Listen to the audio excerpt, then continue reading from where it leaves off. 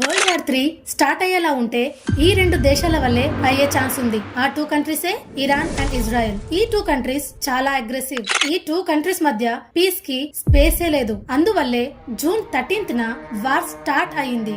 ఈ వార్ ఎక్కడ ఆగేలా లేదు. ఈ యుద్ధం వరల్డ్ వార్ 3 కి దారి తీయనుందా? ఈ రోజు వీడియోలో అసలు ఇజ్రాయెల్ ఇరాన్ పైన ఎందుకు అటాక్ చేసింది, ఈ యుద్ధం వల్ల ఎలాంటి సిచ్యువేషన్ క్రియేట్ అవుతుంది అనేవి చెప్తాను. స్కిప్ చేయకుండా లాస్ట్ వరకు చూడండి. ప్రపంచాన్ని టెన్షన్ పెడుతున్న ఈ మ్యాటర్ ఏంటో తెలుసుకుందాం. Ali Khamenei, supreme leader of Iran, తన దగ్గర ఉన్న 3 గ్రూప్స్ తో ఇజ్రాయెల్ పైన అటాక్స్ చేయించేవాడు. ఆ గ్రూప్సే హమస్, హెజ్బొల్లా అండ్ హౌతీస్. ఈ 3 గ్రూప్స్ కలిసి ఇజ్రాయెల్ పైన అటాక్స్ చేస్తాయి. ఇజ్రాయెల్ చాలా అగ్రెసివ్ కంట్రీ. ఈసారి గత 30 ఏళ్లలో ఎప్పుడు లేనట్టుగా డైరెక్ట్ అటాక్ చేసింది. ఎందుకు? ఇరాన్ డైరెక్ట్ గా అటాక్ చేయదు. హమస్, హెజ్బొల్లా ఇంకా హౌతీస్ కి ఫండింగ్ చేసి వాళ్ళతో అటాక్స్ చేపిస్తుంది. ఇజ్రాయెల్ ఇంకా ఎంత ఓపిక పడుతుంది? సో ఈసారి అటాక్ చేయకుంటే మన దేశమే లేకుండా పోతుంది అని భయం మొదలైంది ఇజ్రాయెల్ కి. ఎందుకు? ఇరాన్ ఒక పవర్ఫుల్ కంట్రీ అండ్ ఇరాన్ దగ్గర అటాక్ చేయడానికి చాలా వెపన్స్, మిజైల్స్ చాలానే ఉన్నాయి. కానీ ఒకటే ఒక వెపన్ తక్కువైంది, అదే న్యూక్లియర్ వెపన్. సో ఇరాన్ తనకంటూ ఒక న్యూక్లియర్ వెపన్ తయారు చేయాలి అని దానికోసం ఫండింగ్ ఇవ్వడం స్టార్ట్ చేసింది. ఇజ్రాయెల్ ఇంటెలిజెన్స్ రిపోర్ట్ ప్రకారం న్యూక్లియర్ వెపన్స్ ఆల్మోస్ట్ రెడీ అయింది అని. ఇదే రీజన్ వల్ల ఇజ్రాయెల్ కి భయం పట్టుకుంది. ఇరాన్ దగ్గర న్యూక్లియర్ వెపన్ ఉంటే ఇజ్రాయెల్ కి ఎప్పటికైనా ప్రాబ్లమే అనుకుంది. అందుకే ఇజ్రాయెల్ ఆపరేషన్ రైజింగ్ లయన్ ని స్టార్ట్ చేసింది. జూన్ 13 రోజు ఇజ్రాయెల్ ఇరాన్ లో ఉన్న న్యూక్లియర్ ఇన్ఫ్రాస్ట్రక్చర్ పైన అటాక్ చేపించింది. వాళ్ళ గ్యాస్ అండ్ ఆయిల్ రిజర్వ్స్ ని డిస్ట్రాయ్ చేసింది. ఇంకా ఇరాన్ సైంటిస్ట్ ని, మిలిటరీ లీడర్స్ ని టార్గెట్ చేసుకుని అటాక్ చేసింది. దీన్ని బట్టి అర్థమవుతుంది Israel is serious. Iran silent గా ఓపిక పట్టే దేశం కాదు. దీంతో ఇరాన్ ఆపరేషన్ సివియర్ పనిష్మెంట్ ని లాంచ్ చేసింది. టిట్ ఫర్ టాట్ అన్నట్టుగా ఇరాన్ కూడా ఇజ్రాయెల్ పైన తన దగ్గర ఉన్న బాలిస్టిక్ అండ్ సూపర్సోనిక్ మిజైల్స్ తో అటాక్ చేసింది.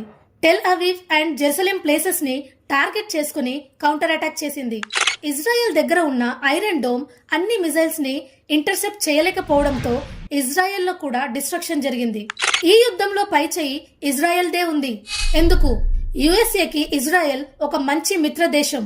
ఈ వార్ స్టార్ట్ కాకముందు నుండి అమెరికా ఇజ్రాయెల్ కి సపోర్ట్ ఇస్తూనే ఉంది. సిచ్యువేషన్ ఎంత సీరియస్ అవుతుంది అంటే ట్రంప్ G7 సమ్మిట్ మిడిల్ లోనే వదిలి అమెరికా వెళ్లాడు. June 17th Trump evacuate Tehran అని ఒక సోషల్ మీడియా వెబ్సైట్ లో పోస్ట్ చేశాడు. దీంతో ఆల్మోస్ట్ అర్థమైనట్టే, అమెరికా కూడా వార్ లో ఎంటర్ అయినట్టే అని. ఈ పోస్ట్ చేశాక ఇంకో పోస్ట్ లో సుప్రీం లీడర్ ఎక్కడున్నాడో మాకు తెలుసు, తనని చంపాలి అనుకోవడం లేదు, కానీ మా పేషెన్స్ తగ్గుతుంది అని అన్నారు. దీని తర్వాత ఇంకో పోస్ట్ చేసి అన్కండిషనల్ సరెండర్ అని పోస్ట్ చేశాడు. దీనితో క్లియర్ గా ఉంది ఇరాన్ ని అమెరికా అండ్ ఇజ్రాయెల్ వదిలేలా లేరు అని.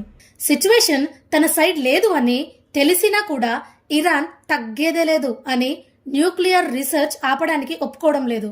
అమెరికా చేసిన డీల్ ని ఇరాన్ ఒప్పుకోవడం లేదు. ఆ డీల్ ఏంటి అంటే న్యూక్లియర్ వెపన్ చేయడం ఆపడమే. అమెరికాకి ఇరాన్ న్యూక్లియర్ వెపన్ చేయడం ఇష్టం లేదు. అందుకే ఈ డీల్ ని ముందుకు తీసుకొచ్చాడు ట్రంప్. ఈ డీల్ ని ఆల్మోస్ట్ ఇరాన్ ఒప్పుకున్నట్టే, కానీ దానికోసం ఇరాన్ పైన ఉన్న శాంక్షన్స్ ని రిమూవ్ చేయాలి అని కండిషన్స్ పెట్టింది ఇరాన్. ఇజ్రాయెల్ పైన అటాక్ చేయాలి అని ఇరాన్ ఫిక్స్ అయింది. అందుకే జూన్ 14th ఆఫ్టర్నూన్ టైంలో ముందుగా మనం వీడియోలో చెప్పుకున్నట్టుగా మిజైల్స్ తో అటాక్ చేసింది. ఇదంతా చూస్తున్న ట్రంప్ మళ్ళీ ఇండియా అండ్ పాకిస్తాన్ కి ఎలా అయితే డీల్ చేసి సీజ్ ఫైర్ చేశానో అలానే ఇరాన్ అండ్ ఇజ్రాయెల్ డీల్ చేసుకోవాలి అని అన్నాడు. ఏది ఏమైనా ఒకరిపైన ఒకరు బాంబ్స్, మిజైల్ అటాక్స్ చేసుకుంటూనే ఉన్నారు. ఇదే గ్యాప్ లో ఒక బిగ్ షాకింగ్ స్టేట్మెంట్స్ వచ్చాయి. ఇజ్రాయెల్ ఇరాన్ సుప్రీం లీడర్ అయిన అలీ ఖమేనీని చంపాలి అని చూస్తుంది అని. ఈ న్యూస్ వచ్చాక అలీ ఖమేనీ తన ఫ్యామిలీతో అండర్ గ్రౌండ్ బంకర్స్ లోకి వెళ్లాడు అని న్యూస్. ఇవి నిజమో అబద్ధమో ఇంకా క్లియర్ న్యూస్ రావాల్సింది ఉంది. కానీ వార్ సిచ్యువేషన్ లో ఇవన్నీ కామన్. ఈ యుద్ధం వల్ల వరల్డ్ ఎకానమీ పైన చాలా పెద్ద ఇంపాక్ట్ వస్తుంది. ఎందుకంటే ఈ వార్ స్ట్రాటజీలో భాగంగా స్ట్రెయిట్ ఆఫ్ హర్మోజ్ ని బ్లాక్ చేయాలి అని అనుకుంటుంది ఇరాన్. దీనివల్ల చాలా వరకు ట్రేడ్స్ స్టాప్ అవుతాయి. క్రూడ్ ఆయిల్ ప్రైజెస్ ఆకాశాన్ని అంటుకుంటాయి.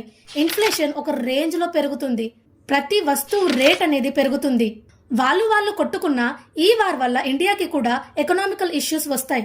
ఎందుకంటే ఇండియా క్రూడ్ ఆయిల్ ఇంపోర్ట్ చేసుకుంటుంది కాబట్టి క్రూడ్ ఆయిల్ రేట్స్ పెరుగుతాయి. సో ఆటోమేటిక్ గా స్టాక్ మార్కెట్ పైన దీని ఇంపాక్ట్ తెలుస్తుంది. వార్ జరగడానికి చాలా ఛాన్సెస్ ఉన్నాయి. అందుకే ఇండియా కూడా ఇరాన్ లో ఉన్న మన ఇండియన్స్ ని ఇరాన్ లో ఉండకండి అని చెప్పింది. ఆల్రెడీ ఇరాన్ లో ఉన్న ఇండియన్స్ ని సేఫ్ ప్లేసెస్ కి ట్రాన్స్ఫర్ చేస్తున్నారు. ఇదంతా చూస్తుంటే ఈ వార్ అప్పుడే ఆగేలా లేదు. ఇదే కొనసాగితే వరల్డ్ వార్ 3 వచ్చే ఛాన్స్ కూడా ఉంది. ఇలా జరగకూడదు అనుకుంటే ఇరాన్ అమెరికా చెప్పిన డీల్ ఒప్పుకుంటేనే అవుతుంది. ఒక్క ప్రాణం పోయినా మళ్ళీ పోయిన ప్రాణాన్ని తిరిగి తీసుకురాలేము. సిచ్యువేషన్ వర్స్ట్ గా అవ్వొద్దని కోరుకుందాం. Israel and Iran war third world war కి దారి తీస్తుందా లేదా? మీ ఒపీనియన్ కామెంట్స్ లో చెప్పండి. Thanks for watching this video. ఇప్పటి వరకు నా ఛానల్ ని సబ్స్క్రైబ్ చేసుకున్నట్టయితే సబ్స్క్రైబ్ బటన్ ని క్లిక్ చేయండి అండ్ వీడియోని లైక్ చేయండి.